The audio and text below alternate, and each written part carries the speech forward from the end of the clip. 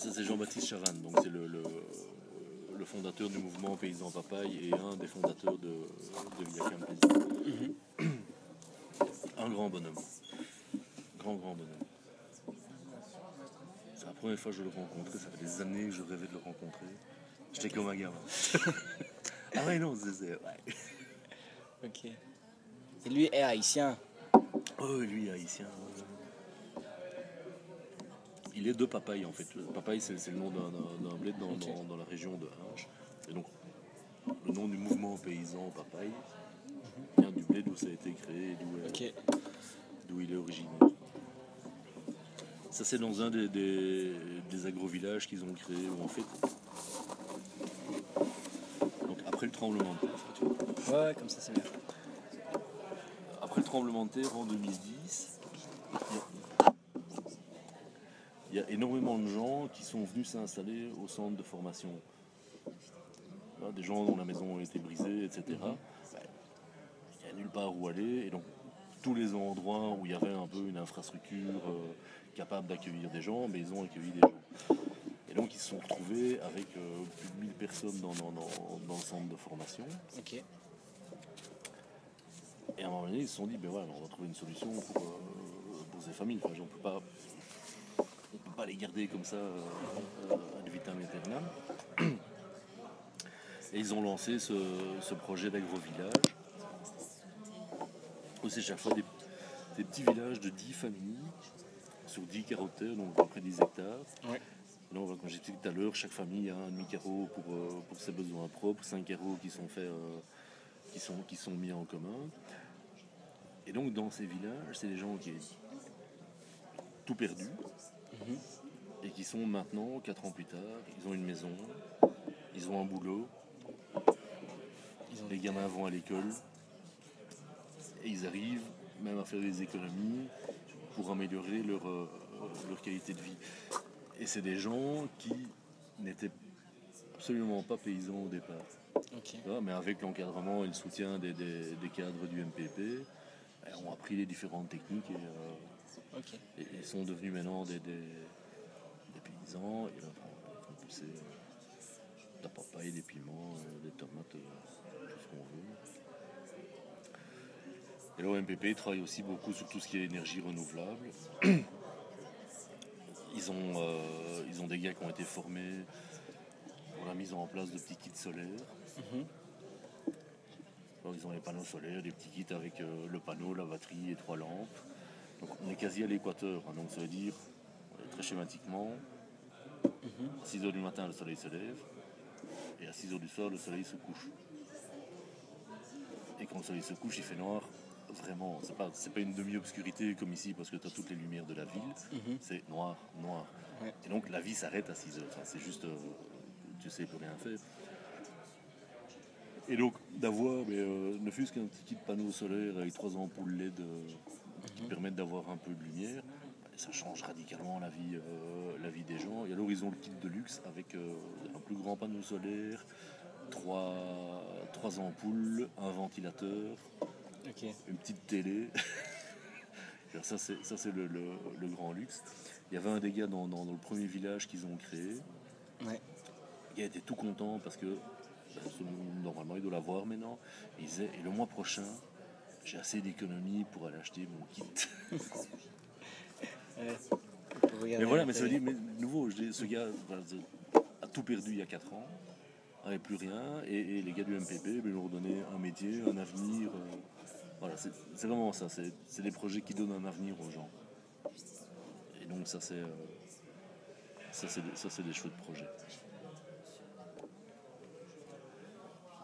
Ils sont, ça c'est toujours à Hinche. Il y a eu un gros projet il y a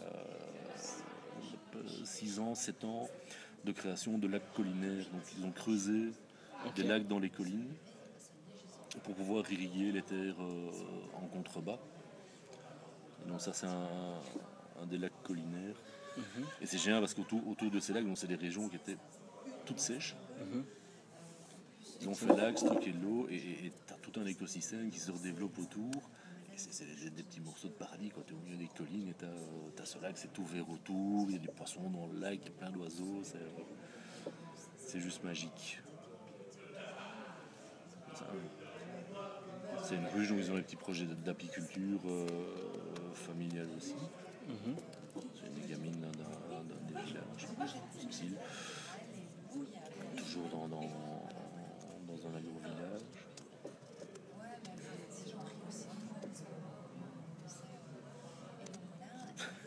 C'est la Croix-Rouge haïtienne. C'est vrai? Ouais. C'est vrai. Sur un pick-up, Ouais, ça va, il est pas trop chargé encore. il est bien plié. Ah oui, mais ça, c'est concours technique, il n'y a pas là.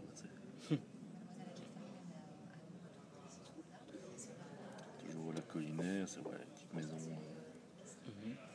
typique que tu peux voir partout là-bas. Voilà, ça, c'est l'école à Deslandes. Comme elle est. L'école, la structure qu'ils ont construite. Ouais, voilà, l'espèce de hangar qu'ils ont construit. Je sais pas ce qu'il fait. L'espèce de hangar qu'ils ont construit là. Et qu'on est en train de remplacer par un bâtiment en dur. Ça, c'est voilà, ce que j'expliquais quand on fait les actions de sensibilisation pour les restes avec. Là, on engage la fanfare, un géant, et alors on fait le tour du village. Je pars installer le podium pour. Et ça, c'est juste la manière normale de charger une voiture. Hein. Ok. C'est normal, voilà, on fait la parade dans la ville. Et puis on amène tous les gens. Qui viennent en fait. Hein. Ah oui, qui suivent. Et, aussi à la campagne, au niveau culturel, il ne se passe rien. Hein. Il y a un truc, c'est un prédicateur, un adventiste du 7e ou du 8e ou du 9e jour qui vient gueuler dans un micro et hurler à tout le monde qu'ils doivent arrêter de pêcher. Et là, quand Mais on c'est- fait ça du va. bruit, ça amène les gens quoi.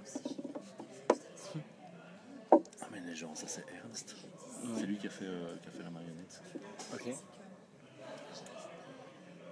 Voilà, ça c'est le soir après l'animation, pendant qu'on démontait tout.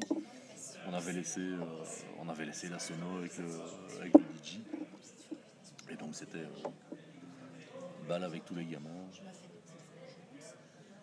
Ça passe pendant l'animation et on fait un mélange de animation et puis des trucs plus sérieux et puis réanimation. Pour tenir les gens en haleine. Voilà. Et là on est sur c'est chouette, le site où on est, c'est la maison de Toussaint Louverture. Donc Toussaint Louverture, c'est un des héros de la Révolution haïtienne, Ok. qui a été déporté finalement, au fort de Joux dans le Jura, là où on fait mûrir le comté maintenant. Il est mort au fort de Joux. Et donc à Henry où on était, il y a Sa maison les historique. restes de sa maison. Et on avait eu l'autorisation de pouvoir organiser le truc sur le site de la maison de Toussaint Louverture. Je sais plus, je t'ai savais déjà que tu m'avais demandé. Non. Désolé. Ça c'est l'école à Passerelle. On avait fait aussi l'animation de sensibilisation. Je suis étonné à chaque fois par le nombre de personnes en fait. Peut-être que l'échelle est différente, hein, mais j'ai l'impression qu'en Belgique, quand tu fais une animation qu'il y a 50 personnes, c'est déjà une grosse réussite. Et que là, tu as à chaque fois en fait des centaines de personnes qui sont là, quoi. Mais oui, parce que ici on a une offre pléthorique. Là-bas, il n'y a rien. À Deslandes, hein, pas cette fois-ci, mais la dernière fois qu'on a été au mois d'avril, on était au mois d'avril, on était passé au mois de janvier. Quand on va au mois d'avril, je sors un moment, je fais un petit marchand. Et le gars me dit, ouais, ça faisait longtemps qu'on n'avait plus vu un blanc ici. Et puis il fait un grand sourire, il fait, en fait c'était toi au mois de janvier. Hein. Okay. Voilà, il n'y a personne qui va là-bas. Et c'est un des problèmes, quand je parlais du pays en dehors, du pays en dedans et pays en dehors, c'est vraiment un des problèmes. Il faut la campagne que les gens y vivent et c'est là qu'il faut aller, faire des projets. Mais c'est pas, c'est le fondateur de l'école. Ok. Super chouette. C'est toujours l'animation. Voilà, c'est à Deslandes cette fois-ci. Attention l'ordi. Merci. Là, c'était jour de marché en plus, et donc on n'a pas boudé notre plaisir, on est passé dans le marché avec la fanfare. Évidemment. Et donc là, pour attirer du monde, t'attires du monde, quoi. J'imagine. Je vois. Tu vois, voilà, et donc voilà, et tu ramènes tout le monde pour l'animation. C'est vraiment génial. C'est quoi ça? Ça c'est avec Pass. Oui, donc un peu avant de partir, on fait toujours la demande à la compagnie d'aviation avec laquelle on part pour voir si on peut avoir un supplément de bagages. On est à la photo 48. Non, mais comme ça, tu vois. Donc c'est avec Pass, tu dis? C'est avec Pass. Donc on fait toujours la demande avant de partir à la compagnie d'aviation avec qui on part si on peut avoir un supplément de bagages. Parfois ils disent oui, parfois ils disent non. Là, ce coup-ci, ils avaient dit oui. Et donc on avait organisé une petite collecte de bouquins. Essentiellement en littérature jeunesse, ici à Boisfort, avec le service culture. Et donc on avait 4 valoches remplies blindées de bouquins. Et on en a laissé à l'école à Renel-Montas et on les a laissés à Renel-Montas et à Deslandes. Comme ça ils peuvent se construire une bibliothèque avec les bouquins. C'est des livres en français parce que, C'est des livres en parce français, que oui. de ce que tu m'as montré, les panneaux, c'est écrit en haïtien. Les gamins, ils lisent le français ou pas tous? Donc les cours sont donnés en créole et en français. Il y a deux langues officielles, c'est le français et le créole. Et tout ce qui est lecture, etc., c'est beaucoup sur du français. Ok. C'est beaucoup sur du français. Et des bouquins en créole, on n'en trouve pas ici. Alors que là-bas, il y a une littérature créole. C'est pour Il y a ma... une littérature créole, il y a une énorme littérature créole. Énorme. Et c'est lisible si tu sais parler français ou si t'es francophone ou... Oui. Enfin oui. Comme toutes les langues, ça s'apprend. Ça.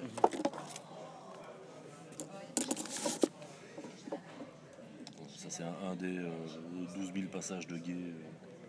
Vous passez à chaque fois avec le pick-up dans l'eau en fait. Mais comme on se balade beaucoup à la campagne, cette fois-ci, on a roulé quasiment 3000 bornes sur des pistes comme ça, quoi, pour aller nos petits projets dans la brousse là. Et donc les routes elles sont comme ça, et quand il y a une rivière, la route continue de l'autre côté de la rivière. Ou pas, s'il a plu et que la rivière est remplie, tu sais pas traverser, et puis tu te tapes 300 bornes supplémentaires pour retrouver un endroit où tu peux croiser la rivière. C'est le panneau qu'ils ont fait. Support Ken BFM de Belgique. C'est marrant. Et c'est nouveau, même si c'est pas le genre de truc qu'on recherche, vraiment pas. Ça fait plaisir. Tu vois le panneau, tu dis waouh. Là, c'est quand on a été voir les différentes parcelles de culture pour la cantine de l'école à Passerelle. Voilà, il y a du riz, il y a du maïs. Il y a du riz, du maïs, du petit mil pour toutes les légumineuses, des tomates, des pois.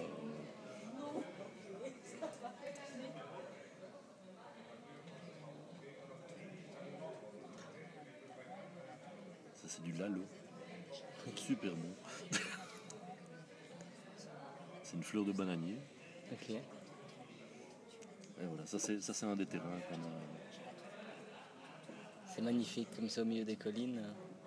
Ah, c'était magique. En plus, on était en fin d'après-midi, comme ça, avec la lumière qui descend rasante, comme ça, c'était juste splendide. Sur un écran bien calibré, c'est Ah ouais, c'est beau comme ça. c'est juste parfait. Ça, c'est à Deslandes le soir. Là, on est en réunion avec les gars. Ce soir-là, ça a été vraiment magique avec les gars de Deslandes. Donc, dans les besoins qu'ils avaient identifiés pour l'école, il y avait 2 gros postes. D'une part, construire une école en dur, Ouais. que les gamins soient un peu confortables, plus confortables que dans le truc en bâche, et payer les profs. maintenant, avec nos moyens, c'était soit l'un, soit l'autre. Et donc, enfin, je ne sais pas si c'est une photo de ce soir-là ou une des premières réunions qu'on a aujourd'hui, voilà. On n'a pas le budget pour et construire l'école et payer les profs. Et donc, il y a un choix à faire. Ça m'a pris une demi-seconde. L'ensemble des profs étaient là. Ça m'a pris une demi-seconde. Ils ont dit on construit l'école. Ok. Et là, tu fais waouh. Total respect. Et pas un qui vient après en disant dis Christophe, on a dit tout à l'heure là, qu'on voulait construire l'école, mais s'il y avait moyen de me payer un peu, ça serait bien aussi. Pas un quand même. Ok. Ils sont pas là pour ça, quoi. Ils sont. Non, vraiment. Voilà, et en disant, moi j'étais plutôt dans l'idée, mais même si c'est dans un bâtiment pourri, ce qu'il faut dans une école, c'est des profs. Et donc on va plutôt assurer le salaire des profs pour être certain que les cours soient donnés. Et eux, non. Il faut une belle école pour bien accueillir les gamins. Voilà, une petite réunion de travail là. Enfin, on bosse, mais on s'amuse. Donc là, il doit être 6h30, donc il fait noir. Ouais, il fait noir. Et eux n'ont pas d'ordinateur et tout ça, ils font tout sur papier ou Ça, c'est les plans qu'ils ont fait. Donc c'est sur papier, à main levée. Et voilà, dans les prochains trucs là pour des Landes, ça va être effectivement un PC, une imprimante. Ok. Ils ont l'électricité. Parfois. Ok. Parfois, ou alors c'est avec des génératrices, quoi. Ok. C'est avec des génératrices. Voilà, et donc là, ici, tu as l'école, Ouais. comme elle est maintenant, sur le terrain. Et là, on a commencé à tracer pour le premier bloc de 3 classes. Donc on a tout tracé avec 1 mètre, un niveau et une équerre. Et quand ils sont comme ça en bâche, t'entends, en fait, je suppose qu'il y a plusieurs classes, donc t'entends le professeur de derrière, en fait, ou comment ça se passe? Ouais, donc les classes sont séparées, ils mettent les tableaux pour faire des séparations de classes. Ok. Mais donc, oui, t'entends. Ouais. Le confort d'apprentissage. Oui, non, confort d'apprentissage, c'est vraiment zéro. Enfin, quand il pleut, c'est la tombe ondulée, donc quand il pleut, ça fait un raffut incroyable. Quand il y a le moindre coup de vent, t'as les bâches qui. Donc c'est vraiment pas optimal, quoi. Faut vraiment avoir envie d'apprendre, quoi. Hein, voilà, toi, et donc là, on est en train de tout tracer, pour discuter.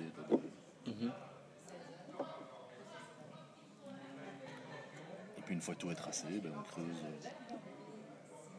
on creuse pour les fondations, quoi. Vous avez déjà commencé les fondations cet été, en fait? Ouais, on a commencé les fondations. Je ne les ai pas lancées de série là, mais j'ai d'autres photos que je peux t'envoyer. Donc, quand on est parti, les fondations ont été creusées. Donc, ça fait quelques tonnes de terre. Là maintenant, ils sont en train de couler la dalle, quoi. Donc, monter les roches pour faire tour pour tour en muret, et puis couler le béton au milieu, quoi. Ça, c'est en cours. Ils voulaient absolument qu'on participe à la remise des bulletins. On est à la photo 72. Ils voulaient que vous participiez à la remise des bulletins. À la remise des bulletins. Donc en juillet, ils sont encore à l'école, en fait ou... Non, l'école se termine 30 juin, fin juin, comme chez nous. Et ils ont décalé la remise des bulletins parce qu'ils voulaient faire ça avec nous qui étions présents. Et donc on a commencé par mettre tous les cachets officiels sur les carnets. Okay.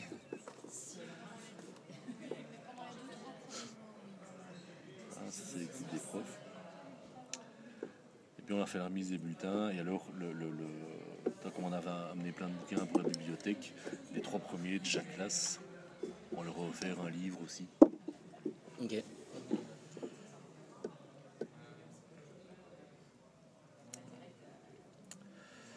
Ça, c'est Alain B, à la photo 77. Donc, Alain B, c'est le projet qu'on a avec le BRC, le club de rugby de Boisfort. Ouais.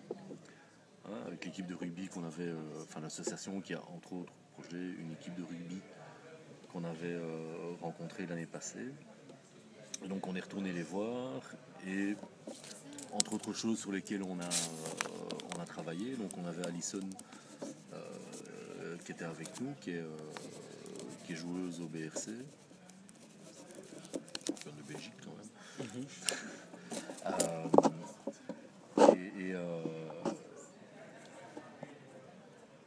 Ils avaient demandé de préparer deux choses, un truc sur plus l'esprit du rugby, et, les valeurs d'engagement, de partage, et de dire le rugby c'est un sport où on gagne en équipe, on ne gagne pas tout seul. Ouais. Et un truc, alors ça peut avoir l'air complètement délirant dans un pays où il y a des problèmes de malnutrition et de faire un truc sur la diététique du sportif Ok. et l'alimentation du sportif. Donc on avait préparé ça et on a fait ça avec les joueurs de l'équipe sur c'est une bonne alimentation, c'est ce qu'il faut mettre dans un bon petit déj, dans un bon dîner, adapter. On avait adapté le truc avec les produits qu'il y a moyen de trouver localement. Alison avait bossé ça ici avec je sais plus comment il s'appelle, qui est diététicien du BRC, et voir par rapport aux aliments, est-ce qu'on trouve facilement là-bas, comment arriver à faire des repas équilibrés. Du coup, c'est du sport, mais c'est aussi de l'éducation à l'alimentation, en fait. Oui, mais c'est ça. Mais l'idée de l'équipe de rugby là-bas, c'est un prétexte à plein d'apprentissage, en fait. C'est vraiment... voilà, le rugby, c'est le teaser pour attirer les gamins. Et puis, autour de ça, il y a à chaque fois tout... des aspects pédagogiques qui sont abordés sur le vivre ensemble, sur l'alimentation, sur la notion d'engagement, sur les notions de partage, sur les notions de responsabilité, etc. etc.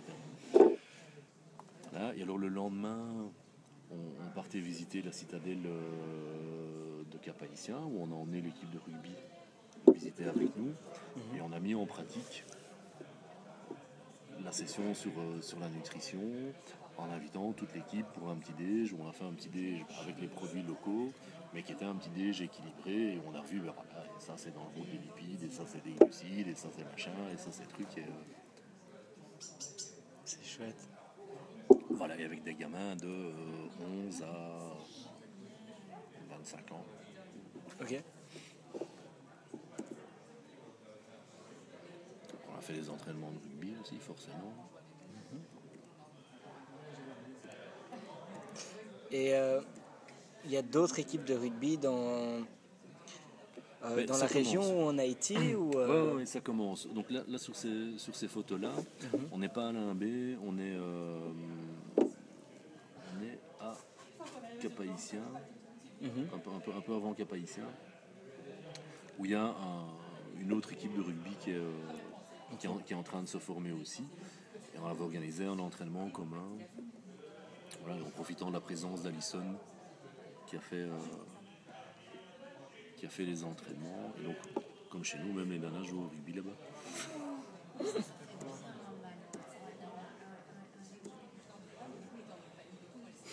Et on leur avait ramené des maillots.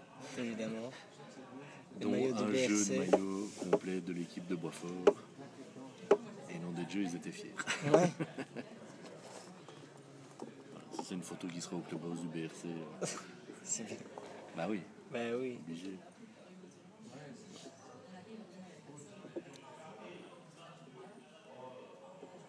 Ça c'était chouette. Ça c'est ce qu'on appelle une guildive. Les guildives, c'est les endroits où ils font du clairin. Donc le clairin, c'est une distillation de canne à sucre. Ok. C'est un peu comme du rhum à part que tu deviens aveugle quand t'en bois. Quand on boit trop, tu deviens aveugle. Non, mais déjà quand t'en bois, tu peux. Donc quoi, ils font fermenter la canne à sucre dans ces gros bidons. Ils font fermenter la canne à sucre et puis ça passe dans un alambic. Et de les distille. Voilà. Et alors, ce qui est intéressant avec ce truc d'alambic, c'est que par rapport à l'idée de projet biogaz, où pour faire du biogaz, il faut un réservoir étanche. Ouais. On veut mettre en place un système qui soit gérable localement. Les alambics sont fabriqués localement. Et Et donc la compétence pour faire des cuves étanches avec un tuyau qui permet au gaz de s'échapper, c'est exactement les mêmes compétences que les compétences la nécessaires distillation. pour faire un alambic, pour faire la distillation. Et donc l'idée, c'est en tout cas de creuser cette idée-là et de voir de quelle manière est-ce que ce savoir-faire qui existe localement, qui est disponible localement, est détournable pour faire des réacteurs biogaz aussi, quoi. Ouais, oui, parce qu'en soi, la distillation comme le biogaz, c'est des talents entre guillemets de plombiers ou de personnes qui savent. Oui, mais voilà, c'est ça. Mais ça, ils fabriquent localement. Ils savent les faire localement, ils savent les maintenir, les entretenir, les réparer. Et donc, le problème de la compétence pour maintenir l'outil est en partie résolu si on arrive à trouver une solution qui est basée là-dessus, quoi. Donc c'est pas juste parce qu'ils faisaient de l'alcool, on va s'y réfléchir plus loin. Ouais, mais c'est bien aussi de ça. Je peux te prendre une clope, ça te dérange pas? Ouais, bien sûr. Les routes, c'est quand même. Ouais, c'est la route, quoi. Un petit passage de guet. Tu sais, ça, c'est le genre de photo qu'on te montre aux infos quand il y a des inondations pour montrer que ça, c'est. Là, on ne sait plus passer, c'est horrible, quoi. Et là, ça a l'air d'être normal, en fait. Tu vois ce que je veux dire? Oui, ça va, c'était pas le pire. Le paysage, les guets. Si la bagnole s'arrête dans la flotte, vous faites quoi? Vous poussez et... Ouais, tu mouilles tes pieds. Oui.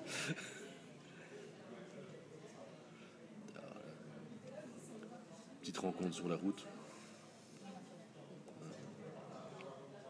Elles sont bien les routes. Hein. On s'est bien amusé. Vous louez à chaque fois une bagnole, en fait, quand vous allez sur place? Ouais. Ouais, et ça c'est toujours le gros poste parce que ça coûte un saladier.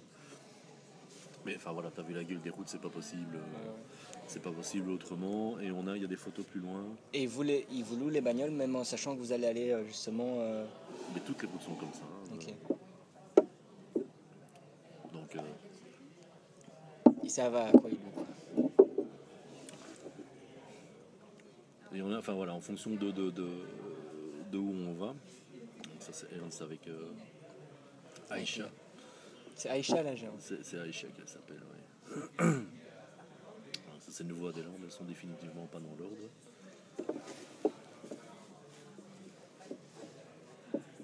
Alors voilà, donc la route elle est là et puis elle continue là. Mais ça c'est juste normal. Hein, c'est la routine, quoi. Il y a des jours où tu fais bon, encore un guet. Bon, allez, hop. C'est toi qui conduis alors dans des trucs comme ça? Ouais, moi et Titi. Titi qui est aussi du BRC, c'est ça? Titi qui est aussi du BRC. Hein. Ok. Ouais, qui est venu. C'est la troisième fois, quatrième fois qu'il est là, troisième fois. Et il est venu la première fois pour le BRC? Ben, il est venu, ça faisait un moment qu'on en parlait, et puis voilà, ça a fini par se mettre. Et c'est lui qui m'avait dit, ouais, je viens, mais tu me trouves un club de rugby. Je fais, ouais, pas de problème, je t'en trouve un. Bon, c'était un petit peu plus compliqué que prévu, mais j'en ai trouvé un. Et il a mordu complètement, quoi. C'est chouette. Et voilà, là, je t'ai dit, on a 2 heures devant nous, je vais aller faire une sieste dans mon hamac. Il y a juste qu'il y a 2 petits kirikous là qui ont trouvé que c'était une bonne idée aussi. J'ai pas fermé l'œil une seconde. Évidemment. Voilà, et ça, par exemple, ça c'est Sylvain, donc c'est le gars qui vient de Corail, dans le sud, Photo 113. et qui a donc posé les activités de sensibilisation pour les restes avec. Et donc Sylvain, la veille, il fait tiens, est-ce que je peux préparer un truc et écrire un texte pour faire une déclamation. Et le gars nous a pondu 2 scénettes qui racontent, enfin voilà, l'histoire d'un reste avec qui arrive à Port-au-Prince et ce gars est pété de talent et de talent d'acteur sensationnel. Et lui, il ne fait que de l'art de la rue ou il fait... Absolument pas. C'est-à-dire C'est absolument pas son truc. Non. C'est absolument pas son job, Ok. c'est un talent qu'il a en plus. Ok. Facebook, Évidemment. ça c'est la gueule. En réunion. Ça, ouais, les images typiques, les gros bus, les vieux bus scolaires. Ça récupéré des États-Unis ou quoi ces trucs en fait? Ouais.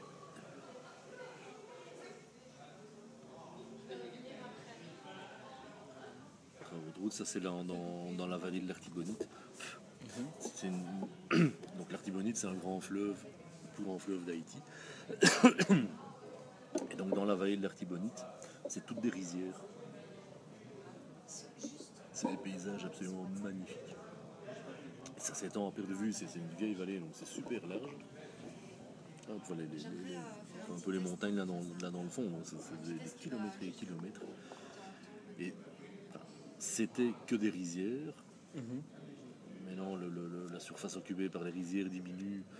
Ce que j'expliquais tantôt avec la baisse des taxes douanières et tout le bazar. Ça se passe pas forcément bien sur les routes non plus. Il n'y a plus de route quoi en fait. Oui, et puis Titi a décidé, je sais pas, il a voulu aller voir les arbres.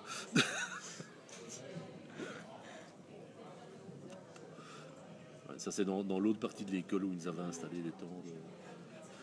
Pour Un vous, petit truc cosy à mort. ils vous ont fait un hôtel en fait avec la Ouais, non, mais c'est ça, quand on arrivait là, on dit, bon, malade quoi.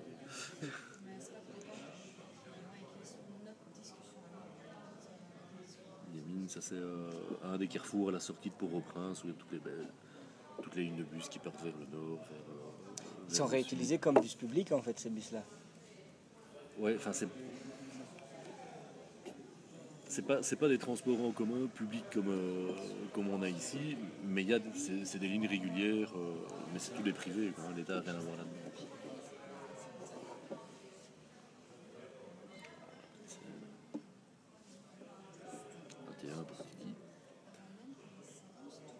Ils refaisaient la route, mais ils ont eu un petit problème, donc t'attends juste qu'ils la dégagent. C'est normal. Ouais. Donc là ils refont toute la route quoi. Ouais.